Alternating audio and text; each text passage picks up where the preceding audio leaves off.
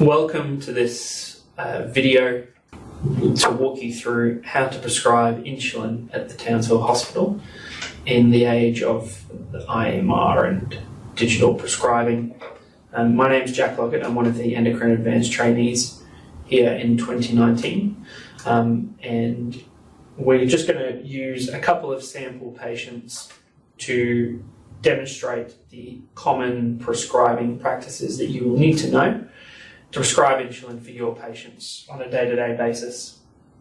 So we're starting off with Mrs. KW, who is a 73-year-old lady who is 84 kilograms. The name and date on this training patient do not add up with that, but everything else should be the same. So Mrs. KW presented to the emergency department and is admitted on a Wednesday afternoon with community-acquired pneumonia. She has a background of hypertension, dyslipidemia, obesity, umbilical hernia, and osteoarthritis. She has type 2 diabetes mellitus, which is managed on metformin, linagliptin, and basal bolus insulin. So you can see on the screen on the her regular prescribed medications, her amlodipine, 10 milligrams a day, linagliptin, 5 milligrams a day, metformin XR, 2 grams once a day, perindopril, 5 milligrams daily, and rosuvastatin, 5 milligrams daily. She's normally on Panadol Osteo, and this has been converted to paracetamol immediate release, 1 gram, 4 times a day. She's also been prescribed heparin as per the VTE power plan, and we now need to chart her usual basal bolus insulin. So she's normally on a regimen of Lantus 30 units at night and Humalog 8 units with her meals. So we'll start off by charting her regular Lantus. So we've searched in the order box for Lantus, and that brings up the insulin Lantus care set. So if we go ahead and click on that, you can see that this has a lot of the orders that are associated with insulin administration in the hospital. The first time you order insulin for a patient, you need to select how frequently you want their blood glucose levels to be monitored. And for anyone that's on insulin, that should be standard, the 5 times a day order, second on the list there. And so that's pre-meals, pre-bed, and 2 a.m. For people with type 1 diabetes, you would order blood ketone monitoring and modify the order comments to give an indication as to when that should be checked, which in general would be a blood glucose level above 14 millimoles per litre. And the first time you order someone's regular insulin, you need to make sure that their insulin subcutaneous dose check is ordered. This comes pre-ticked on all of the care sets, and so on subsequent ordering of the doses, you need to untick this. This insulin subcutaneous dose check notifies the nursing staff looking after your patients that the person is on regular insulin and at what time of day they are on regular insulin, so that if an order is not prescribed, they know to look for one and to call yourself or one of the other residents on your team to ensure that that order is charted. And this doesn't take into account supplemental scales, it's just for regular insulin. And so given that Mrs. KW is on a complete basal bolus regimen and her Lantus at night, she needs the 4 times a day. We need to make sure we adjust the times of these so it's half an hour before insulin administration. So if you drop down the frequency box, select the ellipsis, and then place in there the times at 6:30 a.m, 11:30 a.m, 4:30, and 8:30 at night, half an hour before those doses will be prescribed. You should also include in the order comments what the patient's regular insulin regimen is. So Humalog with meals and Lantus at night.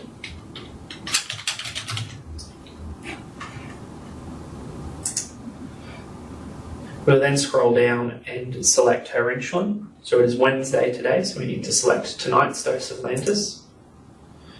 And when you order these medications, there is an order in the care set for every day of the week. And this is how you should order multiple days worth of doses, as opposed to the tick box, which you can see in the frequency tab for multiple days. If you select those tick boxes rather than ordering separate orders per day, the insulin order will not generate appropriate dose tiles on the MAR, and the nursing staff will not be able to properly administer that insulin. So you can see when you ever order insulin, you have an administration time and a dose. So for Lantus, we're only giving this at bed, so we should only fill in that dose of 30 units at 9 p.m. Those times can be adjusted if you're going to be giving different timing of insulin, but the standard times are what most patients' insulin will be given out.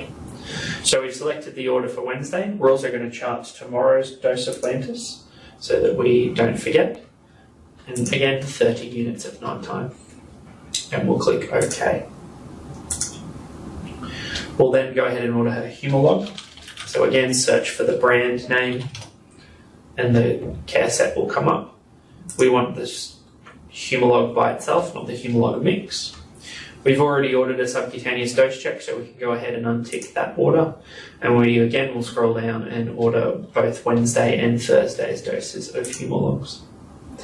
Given that it is past lunchtime today, we'll only be ordering the dinner time dose of Humalog of 8 units. And then we'll also order all 3 doses for Thursday.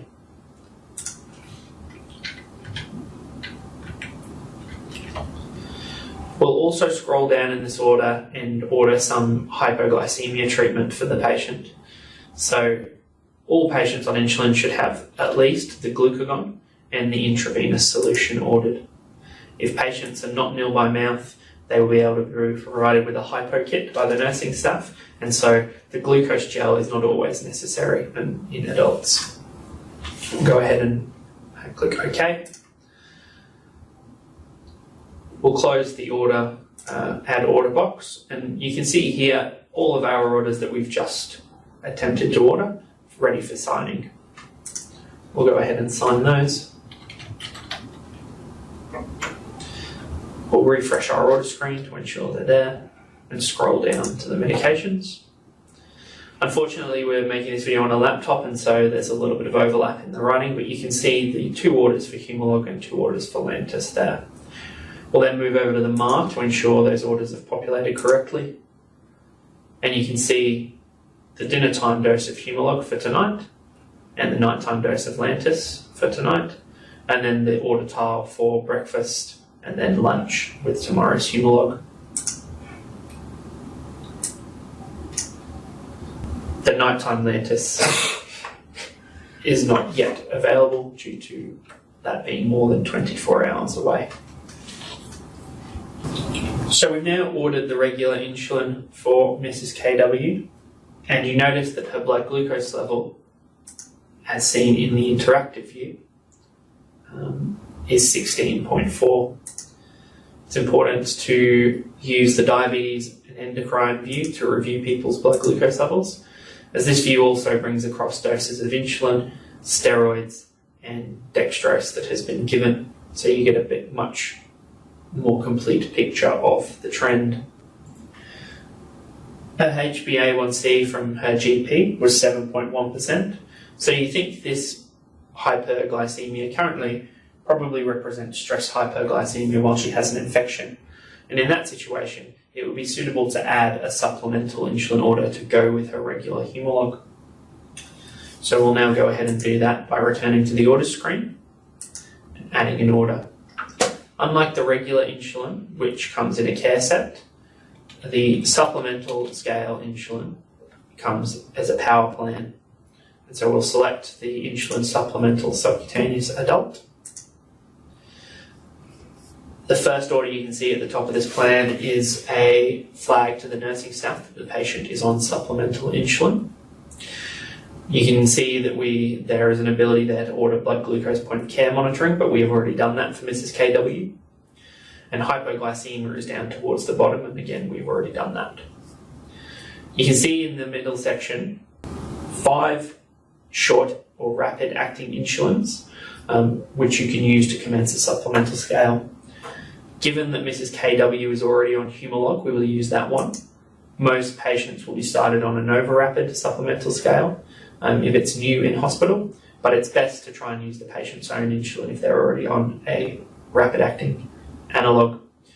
So we've selected that order, and we now need to select an order sentence. And these, you can see, are based on either the patient's total daily insulin dose or their weight, which is just out of screen at the time here. Mrs. KW is on 54 units of insulin a day, so we will be selecting the third order. You can see this order has a dose of supplemental insulin and a frequency of 3 times a day with meals, and the actual dose is kept in the order comments tab. And so you can see here that the range for the supplemental doses, and when this order populates in the MAR, the nursing staff can hover over the order to see how many units they need to give. And so we'll leave this as the standard dosing for Mrs. KW, and we'll look to initiate that power plan. So we've initiated those orders, and we can go ahead and sign them.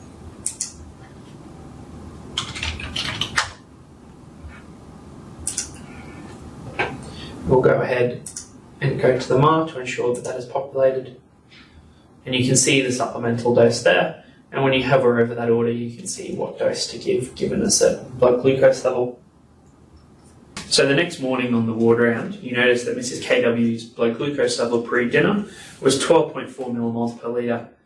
However, despite her regular insulin and 6 units of supplemental insulin that she would receive at that stage, it went up to 17 millimoles per litre pre-bed. You discuss this with your registrar and decide that together she needs a more short-acting dinner with insulin. And so we're going to go ahead now and modify an already ordered insulin dose. So rather than cancelling and reordering to change the dose, we should modify doses that have already been ordered.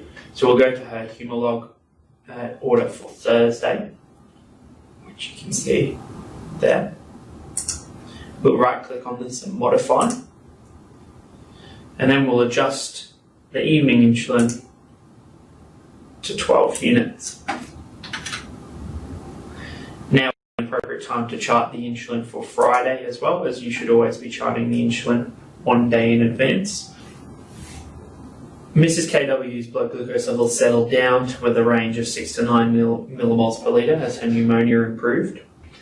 And given that she lives alone and required ongoing physiotherapy and occupational therapy input, she stayed over the weekend. On Friday, you charted her insulin for Saturday, Sunday and Monday to ensure that doses were ready for breakfast on Monday. And you come back to work after the weekend and continue to chart her insulin on a daily basis. The subsequent Wednesday, you're called by the nursing staff as Mrs. KW has not eaten her lunch and has developed severe abdominal pain. After reviewing the patient and discussing with your registrar, the surgeons who are involved and imaging confirms your suspicion that Mrs. KW now has an incarcerated umbilical hernia. The surgical registrar tells you Mrs. KW is to remain nil by mouth and will be first on the emergency board list for tomorrow morning. Your registrar would like you to withhold Mrs. KW's regular short-acting insulin, her oral hypoglycemics, and reduce her Lantus to 20 units for tonight prior to theatre tomorrow. So we'll go ahead and do that now. So we'll go to the orders, and we'll start by withholding her oral hypoglycemic agents. And the best way to do this will just be to suspend the orders. So metformin and linagliptin on this list. We'll suspend and select nil by mouth.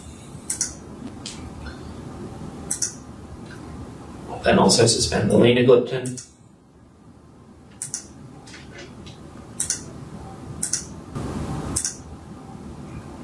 And sign both those orders. So you can see both those orders now are suspended. We'll adjust today's Humalog dose. So we'll go to modify the Wednesday order. and the breakfast dose of Humalog was given. The lunchtime dose has been charted as withheld in the MAR by the nursing staff. So we'll just change the dinner time dose to 0. We'll then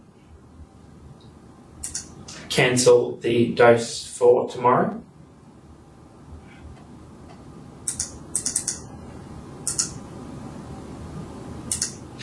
And this will need to be recharted once we know what Mrs. KW's diet status is post-procedure.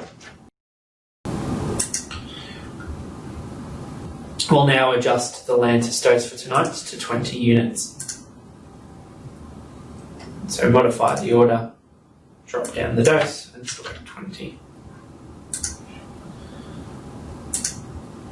Tomorrow night, the dose of Lantus should return to normal, and this has already been diligently charted by yourself.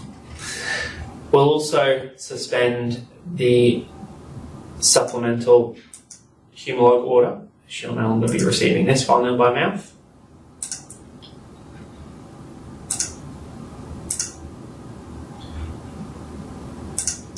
And we will adjust the insulin subcutaneous dose check. Given at this stage, she will just be on once a day regular insulin until sometime in the future.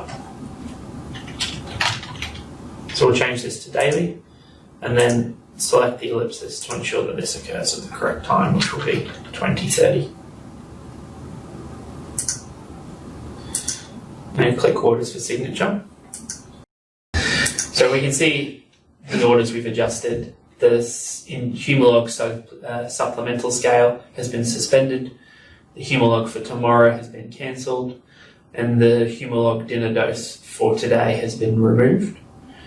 The Lantus for tonight has been reduced to 20 units, and the insulin subcutaneous dose check has been changed to just once a day at night time. So we'll go ahead and sign those orders.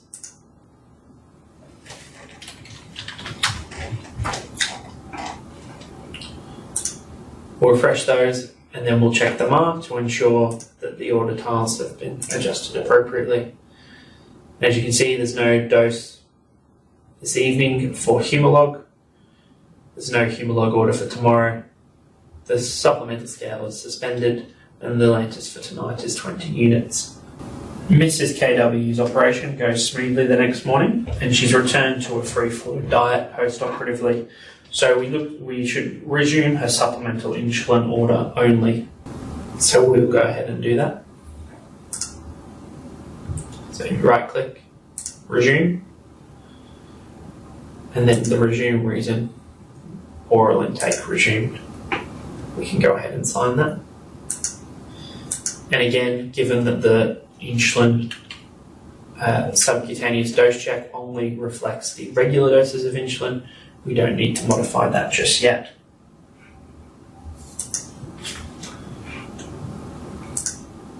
And we can see that that has returned to the MAR. So the following day, Mrs. KW continues to improve, and the surgical team review her late morning and upgrade her to a full diet. You are called by the nursing staff as she now has her lunch sitting in front of her, but no insulin order prescribed. And it is past 12 p.m, so if we tried to order a regular lunchtime dose today, that would not generate a tile on the MAR. There are a couple of ways of going about this issue, and we'll show you one and explain the other to you. So we'll use what's called the insulin once only order. So we'll go to add an order and search for insulin once.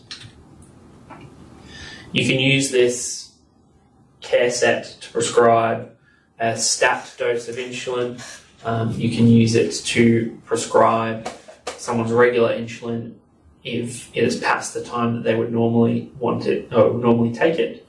Or you can use it if you're going to be bridging people from one insulin to another and want to give them a sort of top-up or a catch-up dose. And so, as you can see, the care set includes every insulin that you're able to prescribe on the MAR, separated by their category of short, long, or mixed products. And so we will be giving Mrs. KW a dose of Humalog. and we'll put in 8 units, which is her usual lunchtime dose. And you can see that this is a once only order on the frequency, and the first dose priority is now, so it will generate an immediate tile for the nursing staff on the MAR. So we'll click OK with that. We'll go ahead and order her dinner time Humalog for night and her Humalog for tomorrow.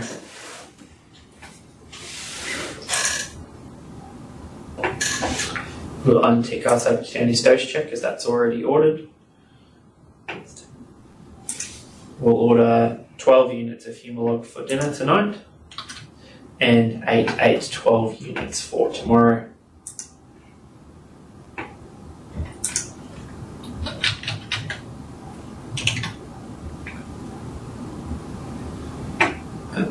Click OK. Close the add order box. Those are our 3 orders that we want signed, and they're charted correctly. We'll sign those. Refresh the order list, and we'll then move over to the MAR to ensure that they're generated properly. And so you can see the red once only order there. There's a dose of Humalog for dinner. The supplemental scale was still ordered from when she was on a free fluid diet, and the Humalog orders for tomorrow have populated as well. Given that we've now restarted regular short-acting insulin, we'll need to modify the subcutaneous dose check to include those pre-meal times. So we'll go back to the orders, scroll down to the subcutaneous dose check, and modify the frequency.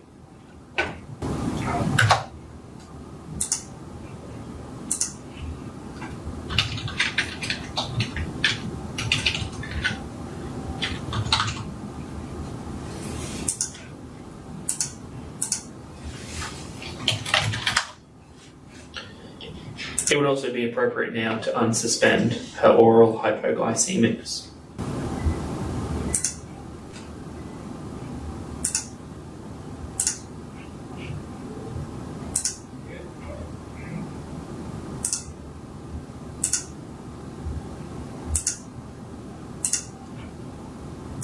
And we can sign both those orders.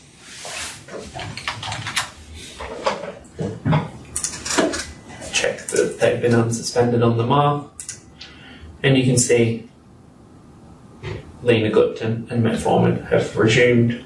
This brings us to the end of our time with Mrs. KW, and we'll move on to a second scenario with a different patient. The next scenario is that of Mr. JL, a 49-year-old man who's 145 kilograms. He presented to the emergency department with right upper quadrant pain and a fever on a background of known gallstones. His other past medical history includes gout, hypertension, and alcohol abuse. He has type 2 diabetes mellitus on Novamix 30, 55 units twice daily.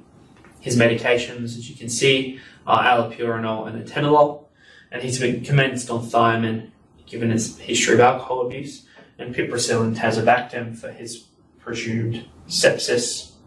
He undergoes an ultrasound which confirms cholecystitis, and he's made nil by mouth and booked for on the emergency board for a cholecystectomy tomorrow. His blood glucose level is 22 millimoles per litre, and a decision is made to commence him on an insulin infusion due to this hyperglycemia rather than his regular Novamix. And so we'll go ahead and show you how to order an insulin infusion. So we'll add an order. The insulin infusion comes in a power plane, and if you search intravenous insulin, you can see the second on the list there.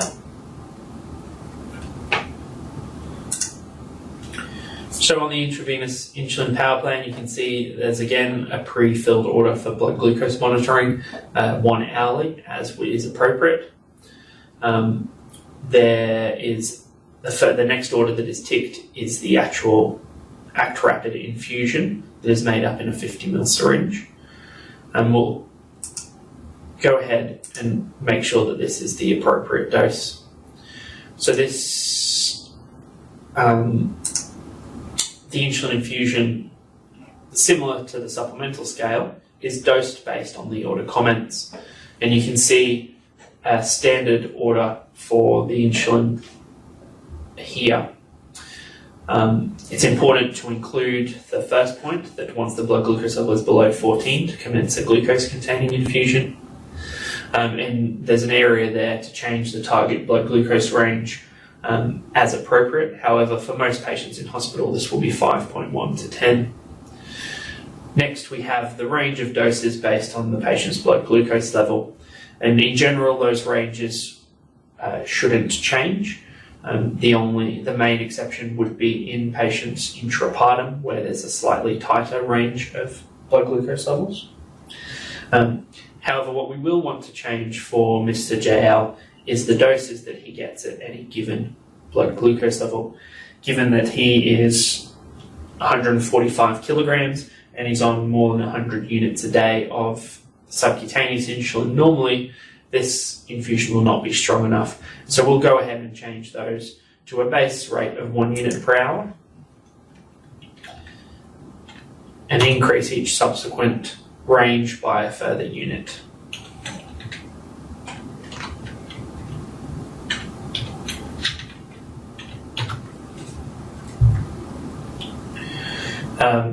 We'll go ahead and drop down this order so we can see the rest of the power plan. And you can see the hypoglycemia management, which we had ordered on the previous patient, is already pre-ticked to go with the insulin infusion. If the patient already has these ordered from earlier in their admission, you would untick these orders. Now we want to run this insulin infusion with fluids, and at this stage we want to give Mr. JL a non-glucose containing fluid because his blood glucose level was 22 millimoles per litre.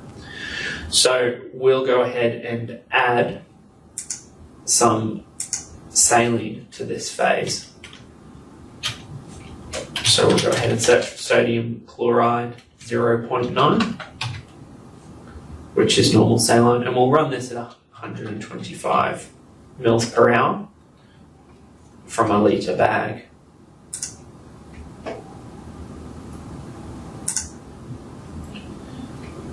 So we'll drop that down.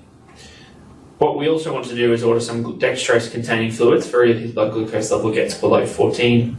And so we'll pick the 5% glucose solution without potassium, and we'll modify the order comments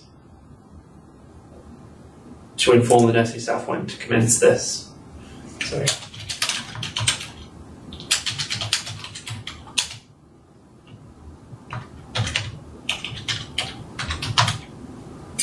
however, we now don't want both of these fluids running at the same time if the blood glucose level is below 14. So we'll go back and modify the order comments for the saline to ensure that that gets stopped if the glucose is running.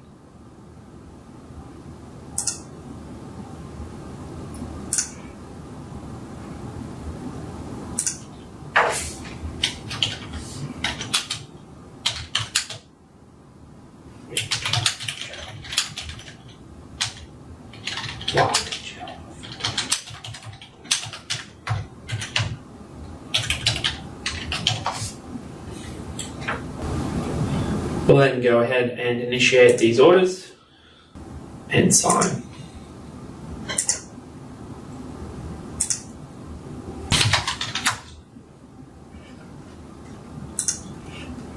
So you can see the orders in the power plan there, and we'll check on the MAR that they've populated appropriate orders. You can see the hypoglycemia treatment in green in the PRN section. If we scroll down further, the insulin infusion and our 2 fluid orders. And we can see our order comments come up with all of those.